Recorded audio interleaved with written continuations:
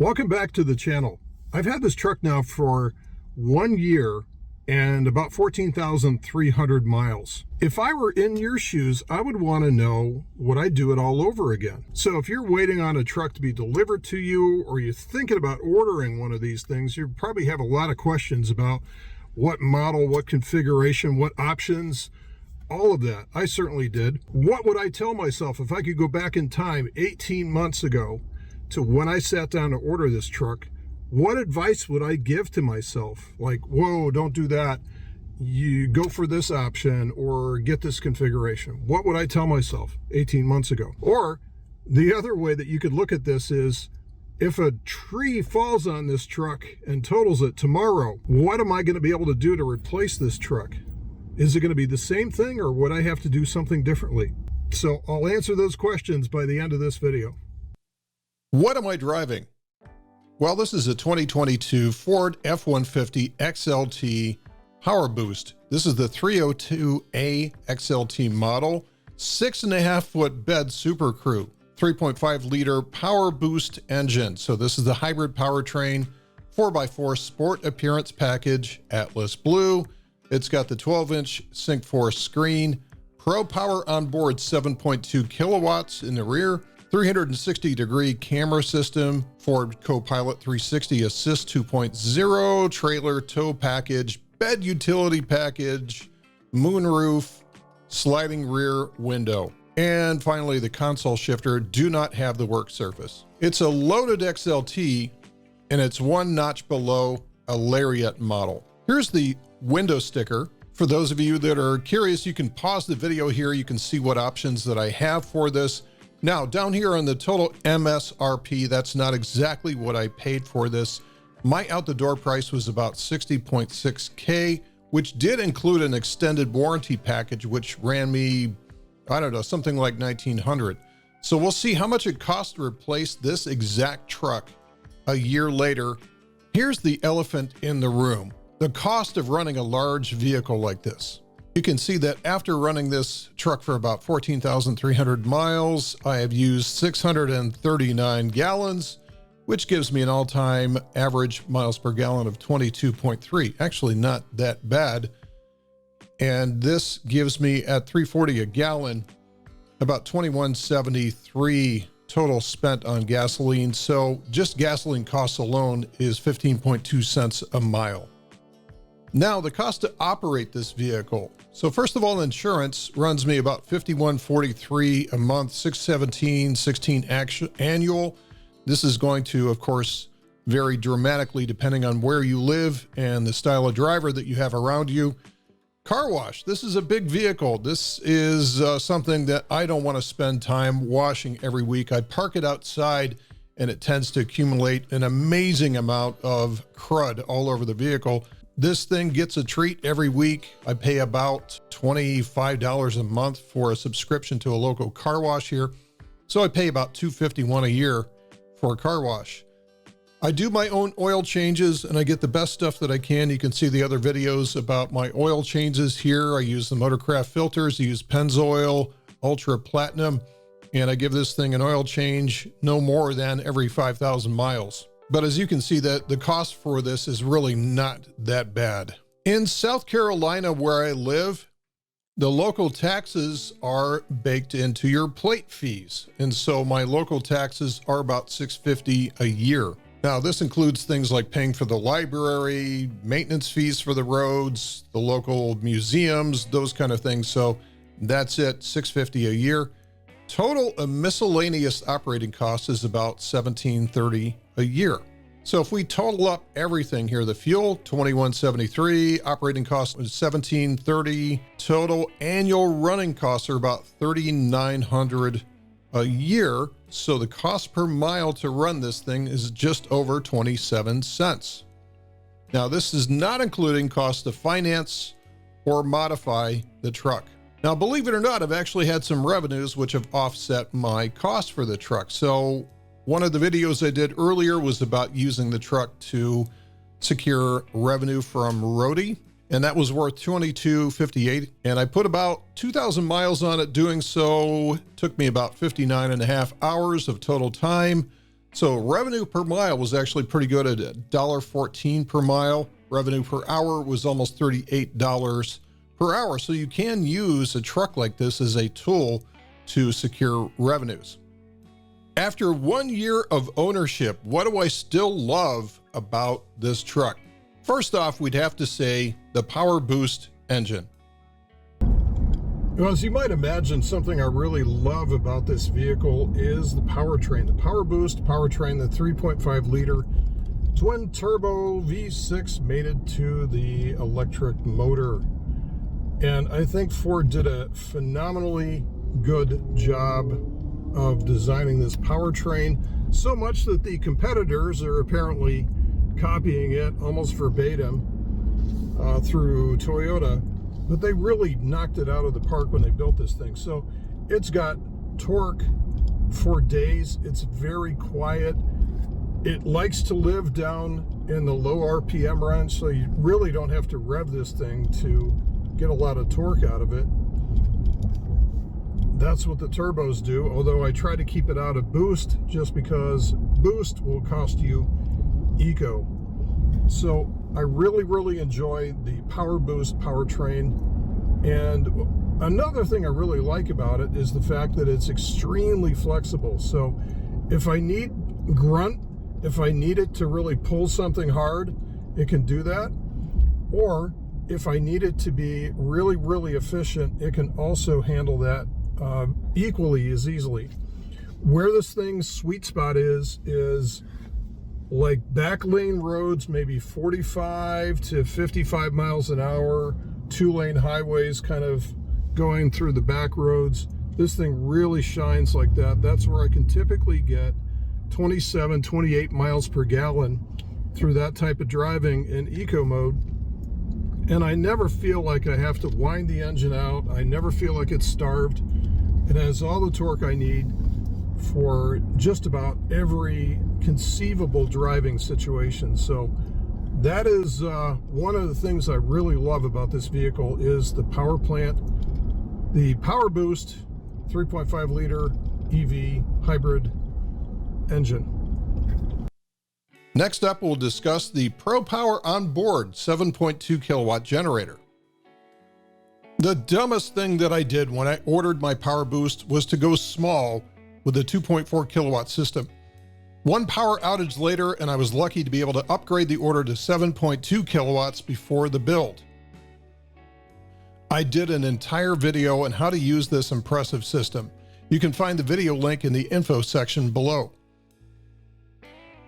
Quite honestly, I can't say that I've used it much over the past year, but it's great knowing that the capability is there, and I'll definitely leverage it in the future during camping or doing remote construction projects. Next up is the 360-degree camera system. One of the things that I really love about this truck is the 360-degree cameras. I don't know how you do it without the 360 cameras, especially with a Super Crew and a 6.5-foot bed. So this has saved my bacon in so many situations where having a difficult time trying to figure out if I can fit or not, but it just makes it so easy with the 360-degree cameras. Next up is the quiet ride. One of the things that I really love about this vehicle is how quiet the ride is. I mean, I'm doing about 45 miles an hour right now, going over some bumps, and it's really very quiet. And I could be doing 75, 80 miles an hour and it'd be just about as loud in here. So it's really a very comfortable day trip type of vehicle where you can go long distances without getting fatigued from all the noise and sound. Doesn't matter whether you're on the highway or whether you're driving in the city. It's just a very quiet vehicle. Next up is reliability. What? No way. Oh, for fuck's sakes, it. Yep, no kidding. One check engine light in 1 year, cleared and went away. Everything else has been flawless. This was a huge concern when buying this truck. What am I getting myself into? Admittedly, I'm easy on it, which you should not have to be, but it has rewarded me with rock solid reliability. I love that. The next thing we'll discuss is the overall utility of this truck with a 6.5-foot bed and the Super Crew. I used to carry all of my home project materials in the bed of a Honda Odyssey after removing the rear seats. What a hassle. This truck makes it so easy to handle the big jobs, whether I was doing gigs for roadie or doing a home renovation project. This truck is a force multiplier. The other thing that I love is all the space with the Super Crew allows us to easily take dogs on hiking trips, which would no doubt destroy the interior of most normal passenger vehicles. This truck is like driving a big Swiss Army knife. It handles so many different tasks effortlessly. And lastly, let's discuss visibility. Guys, another thing I love about this truck is the sight lines. The visibility is just outstanding. To be able to see where you're going, behind you, to the side of you, in front of you, you feel like you're sitting on top of the world. You can see everything. This is such a big difference coming from the Honda Accord that I drove before this, and just about every vehicle that I've driven over the past however many decades, is you get such a great view of the road from up here, and you just feel safer. You can see everything coming at you from a mile away. You can see over traffic. And yeah, it does cost the visibility of the people behind you, but it's in today's world, it's kill or be killed on the roads. So I like being able to see up here. I can see really, really well out of this cockpit, and it's one of the things that I really, really enjoy about driving this truck. All right, enough Ford fanboy stuff. What do I not love about this truck? First up is parking lot maneuverability. Yep, navigating a 157-inch chassis into a typical retail parking spot can be a real challenge. I can hear all the keyboard commandos out there right now typing in the comments things like, "What the hell did you expect? You're driving a truck that's over 20 feet long." Well, I'm just being honest about things I don't care for. One thing that you get used to pretty quickly is that you absolutely must back the truck into these tight spots. It might necessitate a 5 or 7-point turn. People are just going to have to wait while you use the bow thrusters to float this yacht in between the lines. I mentioned the 360-degree cameras before. I have total respect for those that don't have these cameras and are able to pin their truck into a parking spot. I need all of this tech to do it. And second thing I don't love is the handling when the truck is unloaded. Like any other truck, it has a high center of gravity and it tends to show a lot of body lean when you're on sweepers and highway on-ramps, off-ramps. It handles like a shopping cart. I'm sure that I could fix this with the addition of some active suspension or straight suspension upgrades, which would probably run in the thousands. I have noticed, however, that when you load the bed down with a few hundred pounds of payload, the ride quality is markedly improved. The rear end squats and feels really tight, and the handling feels much more balanced. I understand the trade-off, and I plan to just deal with it. The next point is the downhill transition to the internal combustion engine. My 10-speed transmission is much better than when it was new due to a software upgrade that it received a few months ago. There is only one place where it gets confused: when you're in EV mode running on the electric motor and you transition into a downhill segment, the gear selection is wrong and it tends to race the engine until it figures it out. As I turn this corner, I'm in EV mode, and as I head downhill, the 3.5-liter engine kicks on and the transmission is in too low of a gear and it makes the engine race momentarily. This is the only minor nit that I can pick in an otherwise flawless powertrain combination. The next thing I don't love is the inability for self-maintenance. I have done my own oil changes on every vehicle I've owned. I think it's the best way to get the job done correctly the first time with the best products while saving money and time. Unfortunately, changing the oil in this F-150 engine is a bear. The oil drain is easy enough to get to, it's the filter that's the problem. They did a much better design with the 2.7 liter engine with a filter on top. I have not found the magic combination of the right articulated wrench and filter cap just yet. And you're doing this from a contorted position, holding your head up so you can see what's going on. Every time I do this job, I'm hating life for that 10 minutes it takes to get the filter off. And it should be easy to service the transmission since it's right there and accessible, but it's not. It's very easy to overfill, underfill the transmission on a service, and there's a very specific procedure in which to do so. Apparently, Ford does not want you doing this simple maintenance item. So it should be easy to self-maintain your truck since everything's right there and accessible, but in this model, it's just not so. The last thing that I really don't love about this truck is the inability of Ford to diagnose this exceedingly complex vehicle. I have not had any maintenance done by this truck by Ford, apart from tire rotations and safety inspections every 5,000 miles, and they've done fine with that. But I read the public forums and subreddits, and from what I'm seeing, Ford is no different from any other manufacturer in that they've designed a technological marvel of a truck that they don't have the expertise to maintain consistently through their dealer network. Think about it. Today, you not only need to have mechanics that can do traditional mechanical maintenance like wheel bearings, brakes, and pinion seal replacement, but they also have to be able to work with the software that controls every vehicle today. I know that this is not new, but trucks like this test the limit of experience due to the drivetrain. I'm also seeing the same thing with every manufacturer. There is only one guy that knows how to work on these vehicles stem to stern, and they're overbooked. It might be weeks before your truck's issue is addressed. So shop around and look for valid customer feedback before you choose a dealer or shop for service, and ensure that they have the resources and the expertise that you need to diagnose and repair your vehicle the first time. Okay, now we've come to the bottom line for this video. Would I do it all over again? What advice would I give to myself 18 months ago when I sat down to order this truck? What would I tell myself to do? All right, let's go ahead and put ourselves squarely in the crosshairs of the religious zealots on the internet and talk about choosing the engine for the F-150. The PowerBoost appears to be hit or miss. The majority of buyers are getting great engines with super functionality and good reliability.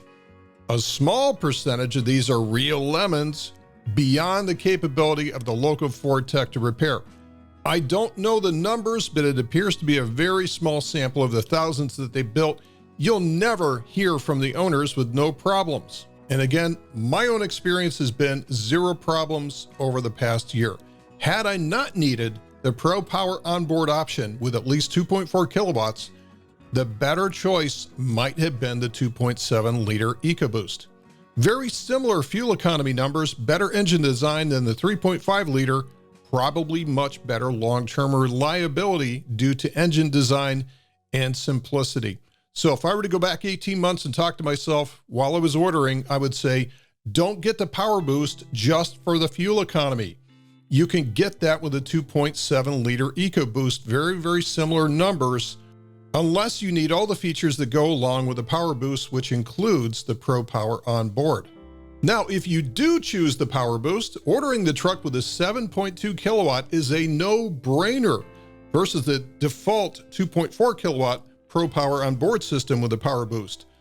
I originally ordered my truck with a 2.4 kilowatt Pro Power onboard system. If I could go back in time 18 months, I would say, you big dummy, what are you doing? Go ahead and just get the 7.2 kilowatt option. I did realize my error during our first power outage. I was lucky enough to upgrade it to 7.2 kilowatt before it was finalized with the window sticker. Once it gets finalized, it's impossible to go back. You almost have to kill the whole order and start again. And you cannot upgrade these things after the fact, after you receive them. Think this through, but the easy option is to go ahead and get the 7.2 kilowatt. Now let's talk about the 6.5 foot bed and the Super Crew configuration. A 6.5 foot bed and Super Crew is a unicorn that you're going to have to order. You will not find these on a lot in dealer inventory. 99% of spec inventory is the 5.5 foot short bed. I am very glad that I waited for this 6.5 foot bed. The extra foot makes a big difference with the loads that I carry. The only reason that I would accept a 5.5-foot bed would be if I had to park in a garage. The 6.5-foot Super Crew will not fit in most residential garages in the US and Canada. The added space of the crew cab is a real bonus. I probably could have gotten away with a super cab, but would forever be apologizing for the inconvenience. Sorry, it's tight back there. I'll just move up my seat. I wanted this truck to have no compromises. If that's the case, get the Super Crew. Now let's talk about the XLT 302A High Package. I think that's what they call it. This is just my own opinion, but I think the XLT 302 gives you a lot of the most useful features before you get into the stratospheric pricing of the high-end models. It still feels and rides like a luxury vehicle. It's got a ton of features to it. However, if I lived up north where it snows a lot, that I would get the Lariat for the 4A mode for the transmission. I live in the south where it snows once a year and it's gone by the next day. If I lived where it snowed more often and the snow sticks around, like where I grew up in the Midwest, then the 4-wheel drive auto option is a must. That is only available on Lariat and higher trims. But get the 4-wheel drive regardless. I had myself convinced that I only needed 2-wheel drive before I ordered this truck. I was right. I only need 2-wheel drive 99.99999% of the time, but I did get stuck once and I had to go to 4 high. Having the capability and knowing that it's there is worth it, as is the resale value. Go for the 4-wheel drive. Now, I knew nothing going into this process. I knew nothing about trucks. I knew nothing about owning trucks or driving trucks or anything like that when I started this whole process 18 months ago. In the 24 hours it took to finalize my order, I learned a lot on YouTube and got 95% of it right the first time. So use your dealer to help you figure out what you need if this is your first truck. And hopefully this video might help a little as well. At the time I ordered this truck, there was no available inventory on dealer lots due to lingering supply chain issues. It took a lot of faith to order something I'd never driven. And I've had lots of helpful advice from the keyboard commandos like, why in the heck would you order something that you never test drove? Why did you feel the need to pay full MSRP when you knew that the prices would come down? Well, as it turns out, actually taking action might have been the very best thing that I did back then, as I'll show in a minute. Sometimes sitting back and analyzing something to death has an opportunity cost of its own. Okay, my second objective for making this video is to perhaps answer a more realistic question than going back in time. What would I do today? If my truck was T-boned and totaled, or if a tree fell on it, if I had to replace this same vehicle today, given the economic circumstances that we have, given the interest rates, given the pricing, what would I do?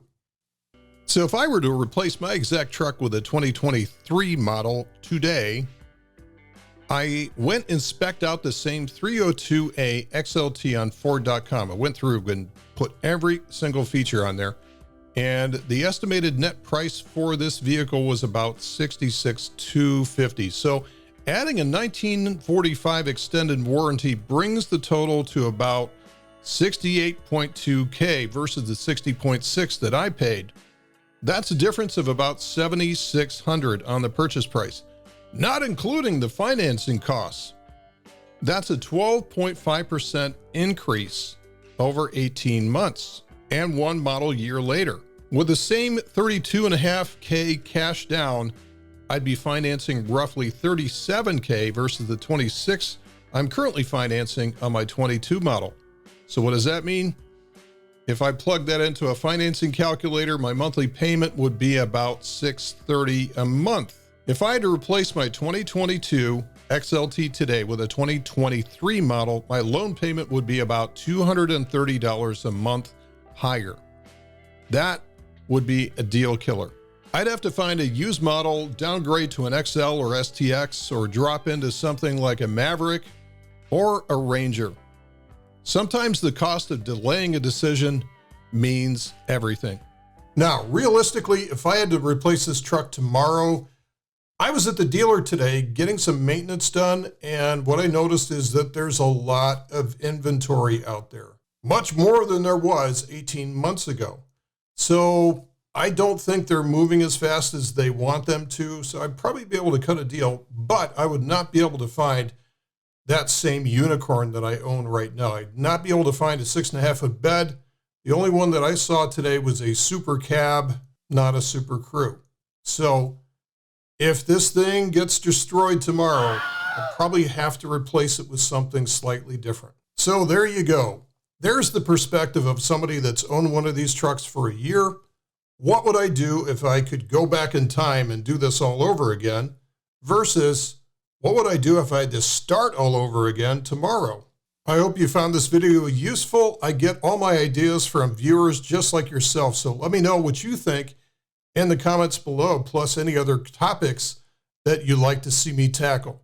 And while you're at it, go ahead and subscribe. It doesn't cost anything, and it encourages me to keep making videos like this for you guys. Thanks again. We'll see you in the next video.